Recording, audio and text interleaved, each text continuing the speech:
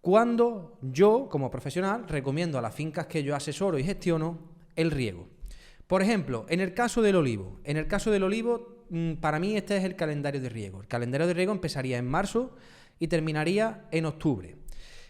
Mientras más agua de riego tengamos, pues más largo podemos hacer la temporada de riego. Mientras menos agua de riego tengamos, que va a ser lo normal este año, que en muchos sitios incluso no habrá riego, pero tenemos que ser más finos en ese agua de riego, en ese uso del agua de riego, pues más cortito y más influencia tendremos que tener en ese riego. Hay ciertos momentos del año donde la intensidad de riego tiene muy poca importancia y sin embargo otro momento del año donde la intensidad de riego tiene mucha importancia. Por ejemplo, en el olivo normalmente la brotación se produce entre el mes de febrero y mes de marzo dependiendo de la zona. Si la zona es más caliente, empieza en febrero, incluso finales de enero, y si la zona es más fría, empieza en marzo, incluso primeros de abril. Entonces, en este esquema he marcado en color más clarito, naranja más clarito, pues en los momentos de riego, pues que no tiene tanta importancia el riego, y en amarillo o en naranja más oscuro, el donde más importancia tiene el riego. En este caso, hemos marcado marzo como con poca importancia porque normalmente suele llover y suele haber cierta humedad, si no del mes de marzo, sino de los meses anteriores del invierno. Entonces, tiene poca importancia empezar a regar en marzo. En este caso, en marzo pues ha llovido muy poco, prácticamente nada. El mes de abril dice que va a llover mucho, pero hasta la fecha no marca nada el tiempo, sino que está todo seco. Entonces, si en el mes de abril no lloviese, es muy importante regar en abril, mayo y junio. ¿Por qué? Porque en abril se produce el desarrollo de la trama y del brote. Entonces, si la planta le falta fuerza, en cuanto a recursos hídricos, la trama va a ser pequeña y corta, con lo cual las probabilidades de tener un fracaso en la floración son altas. Por lo tanto, en el mes de abril hay que regar con intensidad si no llueve. Si llueve no hace falta regar, ¿vale?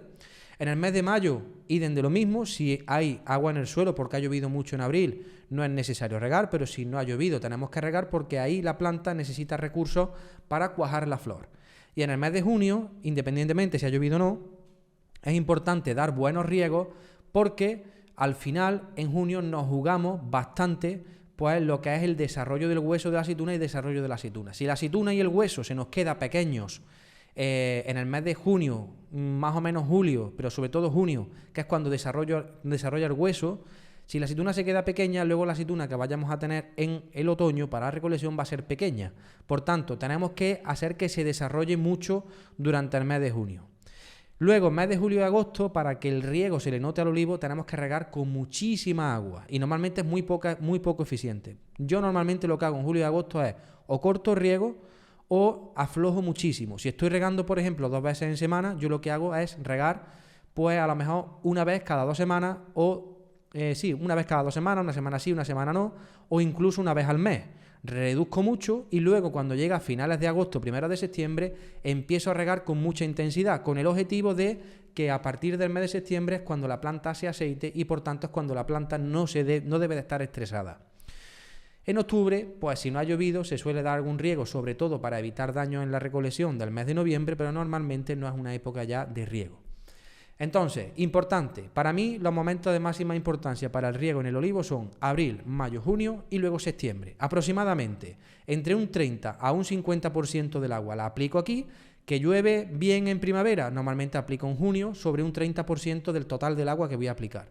Y luego entre finales de agosto a primeros de octubre aplico el otro 70% del agua. ¿Que no llueve en primavera? Pues aplico aquí aproximadamente un 50% del agua y en el otoño aplico, en septiembre, octubre, aplico el otro 50%. Pasa prácticamente igual o similar en el caso de la fertirrigación, que es la aplicación de abonos por el riego.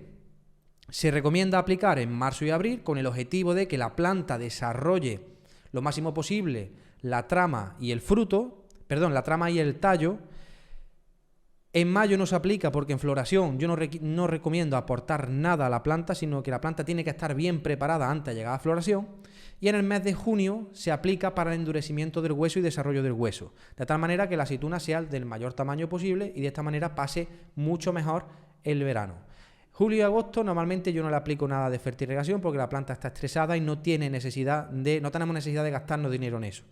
Luego en el mes de septiembre y octubre se suele aplicar un abonado ligero para que la planta haga rendimiento, para que la planta desarrolle bien su fruto, desarrolle el tallo incluso y nos sirva para enfocar la campaña de la aceituna. Pero si la planta, por ejemplo, viene, pues que la planta, a mí me ha pasado algunas veces que cogió finca en mayo, junio, las plantas estaban destrozadas y donde he metido el fertirriego ha sido en estos meses, para que la planta cuando llegue a octubre tire. Y me ha funcionado bien.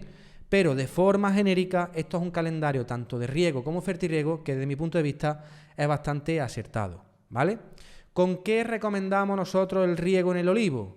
Nosotros tenemos un producto que es GM Humic Complex, principalmente es un abono que tiene el objetivo de desarrollar el crecimiento de la planta y aportar un elemento esencial como es el nitrógeno y sobre todo el potasio, y aplicamos de 40 a 100 litros por hectárea de este producto.